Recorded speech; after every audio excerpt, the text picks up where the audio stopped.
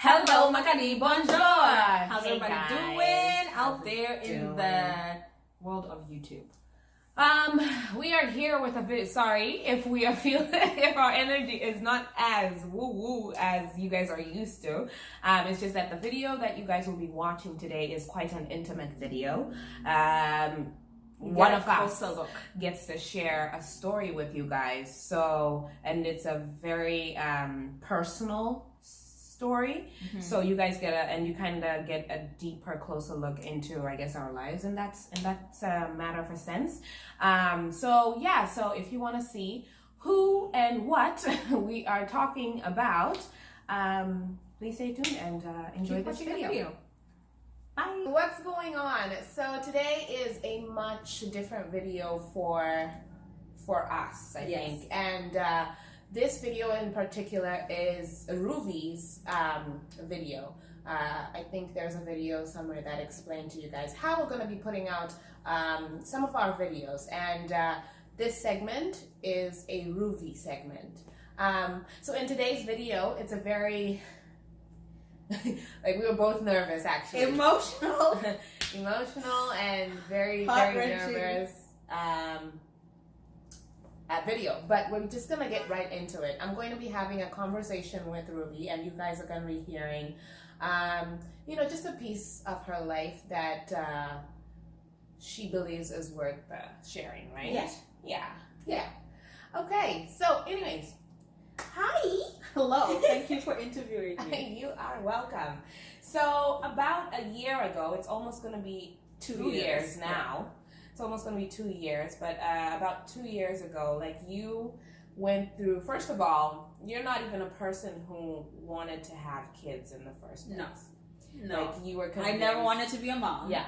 You were convinced. It wasn't for me. I was convinced I was the travel type of female. The one who gets married and her and her husband just travel the world together. So kids were just not in your picture.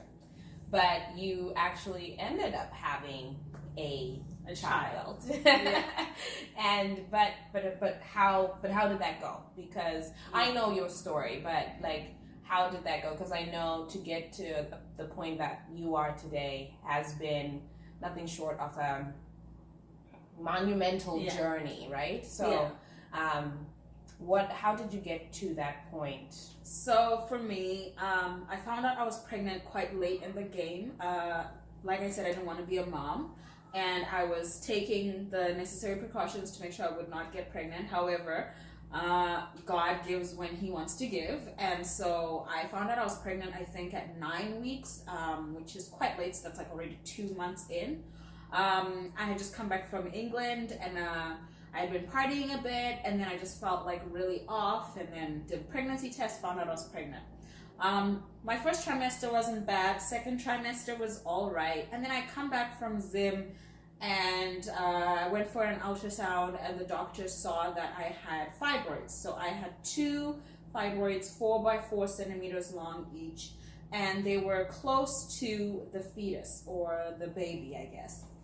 And so that was a concern for the doctor, because fibroids could potentially take up space, leading to baby growing smaller than they're supposed to. Right. And so then I had to go for bi-weekly ultrasounds, and I was now considered a high-risk pregnancy. At that point, due to the fibroids, I also had something called placenta previa, which is when your placenta lays low in your belly, and like, it bleeds, like sometimes it just sheds, which is not supposed to happen when you are so far along.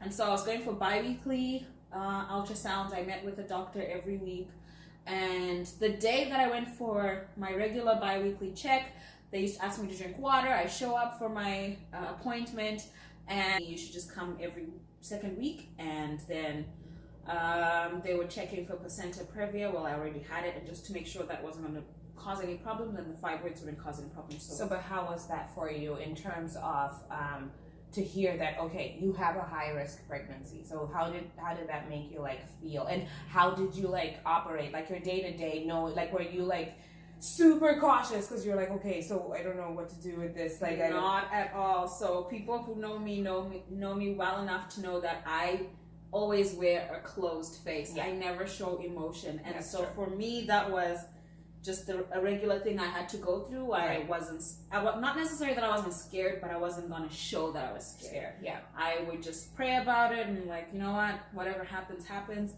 And then I guess you were not trying to be vulnerable towards the situation. yes, Like you just wanted to make sure, like as long as like you're straight. Yeah. Okay. plus I didn't feel anything yet. And I know people say you connect to your child the minute you start feeling kicks. Okay. For me, it's different. I don't connect that easily. I don't know what it is. I just don't. And Yeah. it took a while for me to connect to the child. I think from after I gave birth is when I actually connected to my child. Okay. Before that, I was just like going through the motion. And so the day I went into labor was the 6th of October. Okay. And I was at a regular ultrasound, which was my scheduled bi-weeklies. And I had gone with 2 of my friends. Yeah. And they had been telling me to drink lots of water, as per usual. And then during my ultrasound, they were pushing on my belly, which is usual because they're trying to see where the baby is and stuff. And he was moving a lot. Right. And then they were like, then the nurse actually says to me, oh, he looks fine and everything looks fine and I'm going to go call the doctor. And when she leaves to call the doctor, I felt like I peed myself. Right. So for me, this was odd because I'm a grown-ass woman. Like, why am I peeing? So Yeah. I didn't understand because usually when you pee, you have the notification that you need to go to the bathroom. Yeah. I had nothing of the sort. All of a sudden, I pee, and we actually, 2 of my friends saw like dripping. So they Yeah. were like, "Wow, you just like peed everywhere, What's going no on?" shame, Yeah. lady." And I was like, when the nurse comes back, I'm just gonna ask to be excused. I had no change of clothes because who thought I was gonna pee myself? Yeah. And the nurse comes back, and I'm like, "Oh, I'm so sorry, I just peed everywhere." And she's like, "Oh, it's okay. Like we see this all the time, especially the more far along you are." So at this point, I was 27 weeks and 3 days. Yeah. And so that's like 6 months and a bit. And so they were like, yeah, you're fine. Like you should totally go use the washroom. And when I got up to go use the washroom, now a bigger gush came out. So the first one felt like it was trickling. The second one was like a big gush. Okay. At that point, there was also some blood. The nurse sat me down, said, no, That you is are not not peeing. Your water just broke. Oh wow. So when she says your water broke, she like calls the doctor. Like there's a lot happening at the same time. My 2 friends are now panicking, being like, what the hell is happening? Yeah. And so for me, like I said, I'm not a person who shows emotion like that. So I'm just sitting there stone faced, like Like what is going on? like actual shock of like, oh, so I'm in labor? Is that what they're saying? This is? Okay. And then they call the doctor and the doctor comes in. He straps some monitor to me to hear the baby's heart rate because on the ultrasound you can't really hear anything, you just see. Right. And he looked fine. So they strapped something and the heart rate was either really, really fast or really, really slow. So they measured for about 30 minutes and then they were like, okay, we have to send you to early labor unit. So he was basically in distress. Your Yes. baby. Yeah. So they were like, we have to send you to early labor unit. So they send me down to early labor. I get there. Now there's like, I guess when we were upstairs on the 7th floor, which is high risk pregnancy ultrasounds, they called downstairs, which is early labor unit. And by the time I got there were like 6 doctors waiting down there for me. Are you serious? So now I'm like, okay, legit panicking because I'm like, wow, why all these people for me? So I still was like, okay, calm down, everything is fine. At that point, they're like, do you want to call your next of kin? At that time, it was my aunt. So I called my aunt and we told her that this is happening. She was like, okay, I'll be right there. When my aunt arrived, they start telling us all the options we had, which were baby's probably coming early, and because baby's coming early, we have to give you some steroid injections to help the lungs develop, because at 27 weeks, they're not fully developed. Oh, wow. And then they told me, but we could also stop the labor, even though the water's broken. It can cause infection, so we would probably stop it and try to reach 30 weeks, which is a safer time to give birth. Yeah. So those were all the options they were telling me. They monitored me all day. I couldn't eat. I mean, I hadn't eaten all morning, and now it's like 4 p.m. I still haven't eaten. I'm starving. I'm cranky. Like, I just want it to be over. Finally, before that that team of doctors leave, because they has a rotation at 7 p.m., new doctors come in. They come in, they tell me, oh, you know what? We managed to actually stabilize the heartbeat, so you should be fine for the rest of the weekend. We're going to have to keep it. It was Thanksgiving weekend here in Canada, so it was a long weekend. They're like, we're going to have to keep you here till after Thanksgiving. but we think you should be fine to go home, no baby. Okay. I was like, oh, great. That's great. No baby sounds amazing. Right.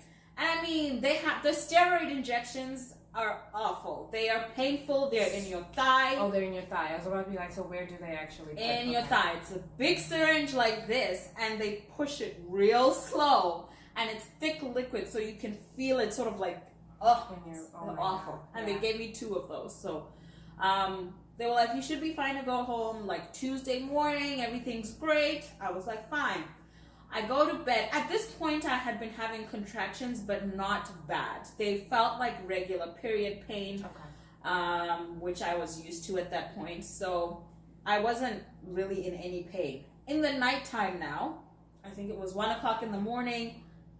So this is still within the same period of the day? Like it's not... Yeah, so this was like Friday going into Saturday. Okay, so it was the same day. Yeah, so Friday night, everyone's gone. My aunt is gone. Everyone's gone. I sent people home because I was like, you know what? It's Thanksgiving weekend. Nobody wants to be in a hospital.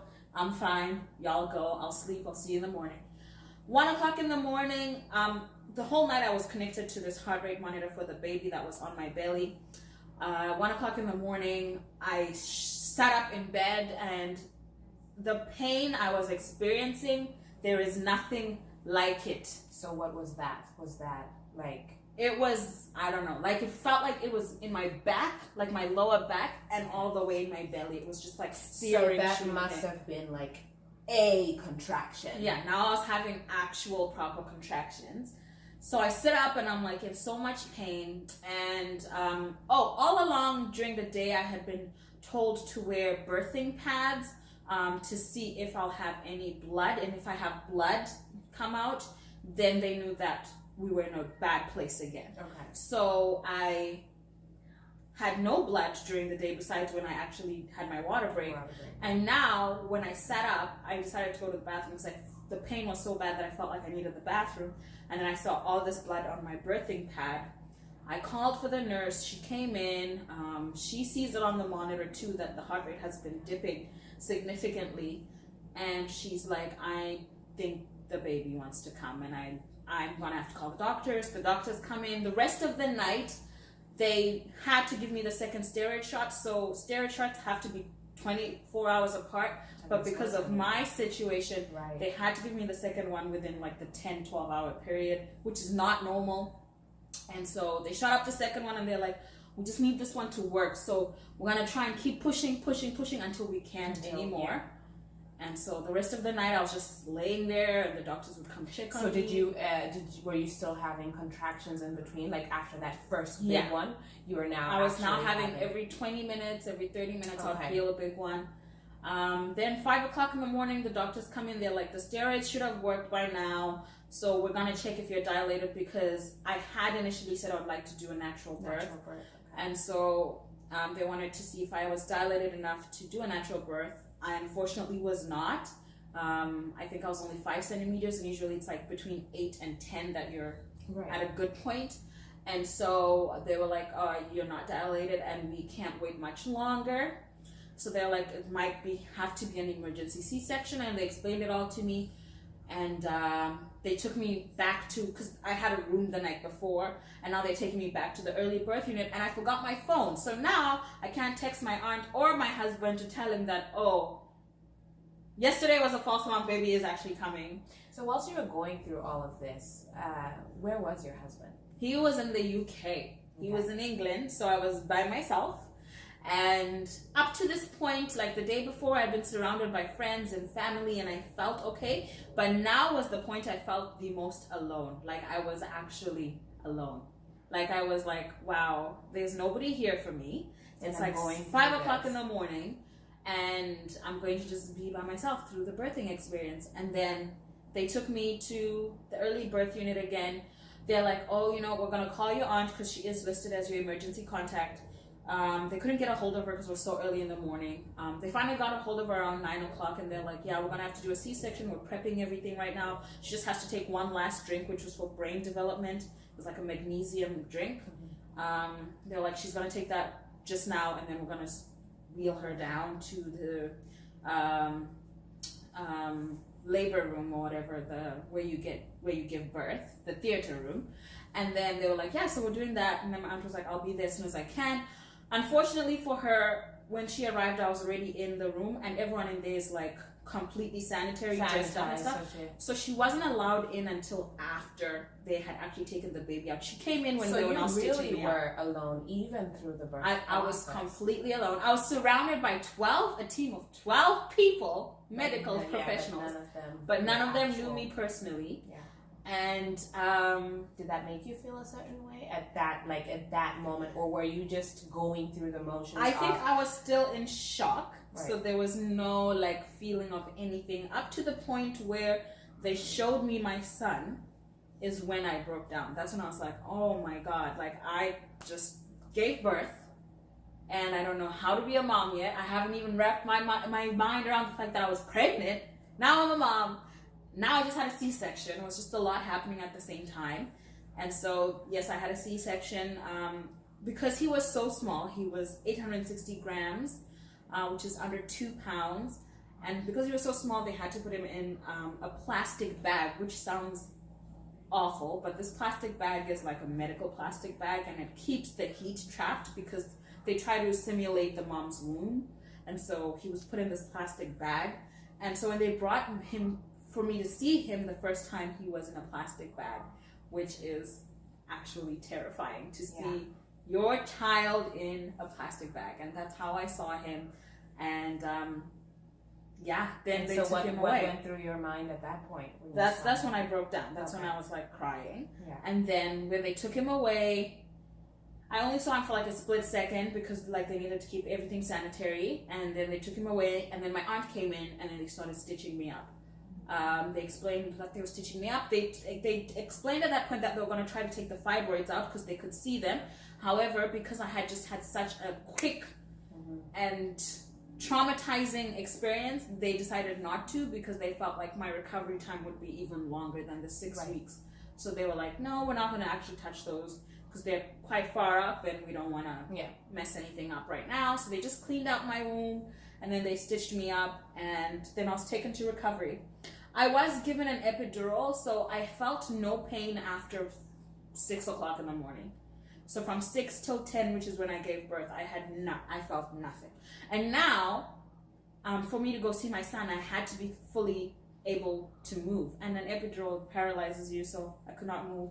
And they keep telling me to keep trying, and it was just the most difficult thing to go through is trying to move your hand, and you can't move your hand because you just want to be done with it. Yeah. So I think I finally felt my toes around 4 p.m. and then I was allowed to go see him for the first time. So this was the first stage, I should say, of your experience. Yeah. And whole journey with this thing, because that was just the birth part. Yeah. But you continued to go through something so big and grand that you're definitely going to explain to people. So why don't you go ahead and talk to us about that? What after birth, you've already experienced all of these things, but now we're stepping into what do you feel was it even the most hard part, or was even the labor? Was it compared to the labor aspect? You know what I mean? So after he came, he had to be taken to a NICU, which is the neonatal intensive care unit, because he was so premature. Children are supposed to be born at 40 weeks. That's when they're fully developed. Mine came at 27, so that's just after the halfway point. And so he was taken to the NICU, and he stayed in the NICU for a total of 164 days, which is a very long time. That's 3 months and a bit.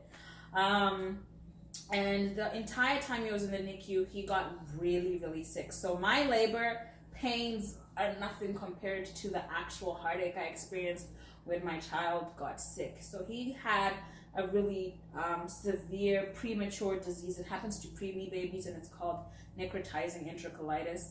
And it is a flesh-eating disease. It can either eat you from the outside or from the inside. And with Arno, he was eaten from the inside. So the thing with necrotizing is you don't even know it's attacked your system until it's too late.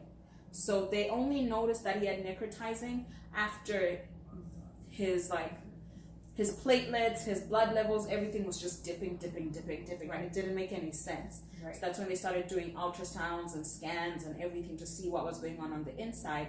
And then they saw that most of his intestines were completely dead. Right. So because it's a flesh-eating disease, it's like a bacteria that's like eating away at stuff inside you, and then it just kills it. So they decided to do a surgery. At this point, he had been alive for a week and a half when he wasn't even supposed to be alive. So they did the first surgery, and they cut him open, and they took him away and cut out about 12 centimeters of his bowels. The day they took him for the surgery, I cannot explain what I went through as a mother. This is when I say I felt nothing until I met my son, that when I saw him in the plastic, that's when I knew I was gonna love this kid forever. Then when they came and took him for surgery, beforehand, prior to that, doctors have to let you know anything can happen. And so unfortunately, they did have to tell me all the terrible things that are potentially going to happen in the surgery. And at this point, you were still alone? Alone. My husband was still in the UK. And so I'm going through all this by myself, signing documents saying that I understand everything the doctors have explained to me. And they took him away, and he was in surgery. A small little baby that was now at this point 900 grams was operated on for 4 hours. Wow. And he was gone for 4 hours, and I had nobody. And I remember sitting outside in the sun. It wasn't cold yet. It was like October, so not too bad. I was sitting outside in the sun, just like numb to everything.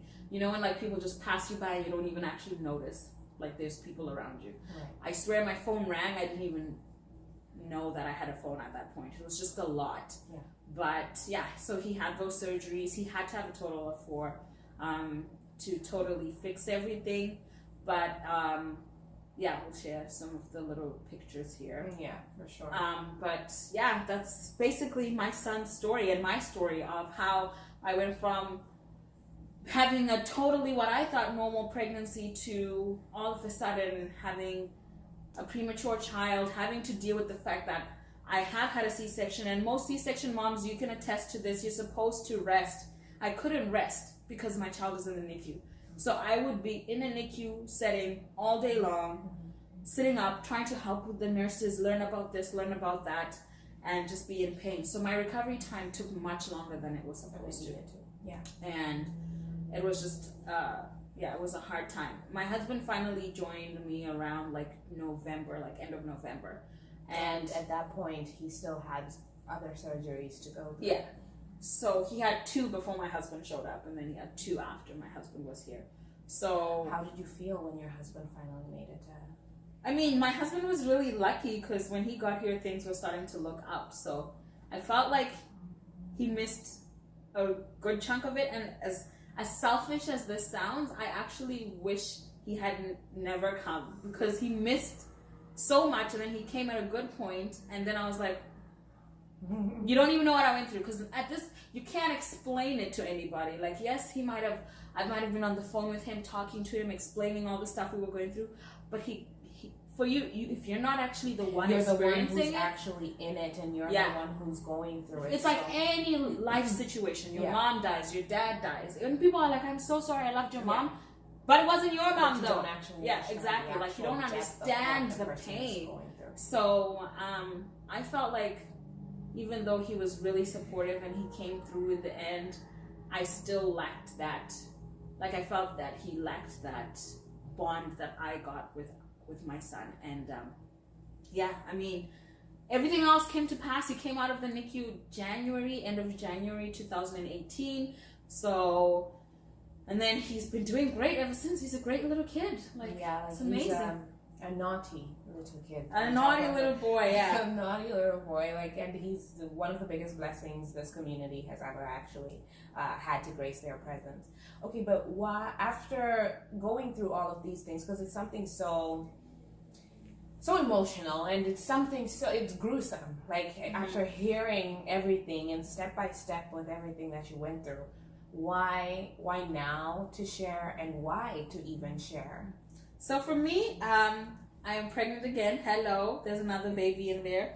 So for me, this is more of I needed people to know so that I could help other females. In case you feel like you're the only one out there who has ever had to experience anything scary with your children. I know everyone's situation is different. Some might have preemie babies. Some might end up having children that come up with developmental delays, autism, whatever it is.